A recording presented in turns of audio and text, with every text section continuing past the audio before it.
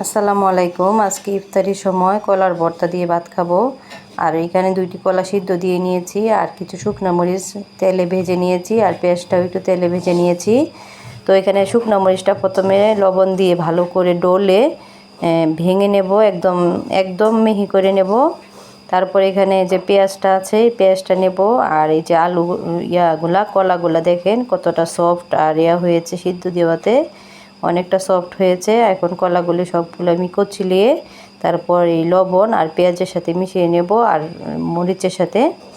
তো এখানে আমি লবণটা দিয়ে দিয়েছিলাম শুকনো মরিচের উপর, শুকনো মরিচটা যখন ডলতেছিলাম।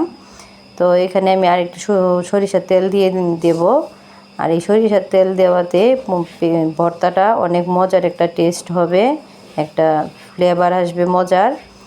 আর এই ভর্তা দিয়ে আজকে আমরা ইফতার করব। আজকের ইফতারিতে ছিল ভাত আর কলার ভর্তা, সিমের বিচি দিয়ে তরকারি, অনেক কিছুই ছিল। আর এত কিছু তো রোজা রেখে খাওয়া যায় না। তো আমার ভর্তাটা কেমন হয়েছে অবশ্যই কমেন্টে জানাবেন। আল্লাহ হাফেজ।